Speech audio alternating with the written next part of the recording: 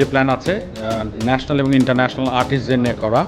আর্টিস্টের নাম এখনই আমরা ডিসক্লোজ করব না, এটা একটু আপনাদের জন্য সারপ্রাইজ, বাট বলবো যে বাংলাদেশের টপ আর্টিস্ট আসবে, কনফার্মেশন ভিসা কনফার্মেশনের ব্যাপার আছে। এরপরে আমরা ডিসক্লোজ করবো নামটা, কিন্তু আপনারা ধরতে পারেন এই মুহূর্তে ট্রেন্ডিং সবচেয়ে টপ যিনি আছেন, যাকে বাংলাদেশে শাহরুখ খান বলা হয়, উনি আসবেন। সো আমরা সব কিছু কনফার্ম হলে নামটা আপনি গেস দিয়ে দিয়েছেন, গেস দিয়ে দিয়েছি, গেস ইট, বাট অবশ্যই অনেক বড় বড় আর্টিস্ট থাকবে, শুধু একটা ইভেন্টে না। টমি মিয়াস মাল্টিপল ইভেন্ট একের পর এক আসছে, তাদের আপনারা দেখতে পারবেন একের পর এক চমক, যাতে কারি ইন্ডাস্ট্রিকে আমরা বিশ্বের সব জায়গায় আপলিফ্ট করতে পারি। যে প্রবলেমটা যাচ্ছে, মানুষ আমাদের কমিউনিটির বাইরে যারা আছে তারা আমাদের এই কারিগুলোকে টেস্ট করতে পারে and they can involve in, মানে কাস্টমার যাতে বৃদ্ধি পায়, কারি ইন্ডাস্ট্রিগুলো যাতে আবার বুমিংয়ে যায়।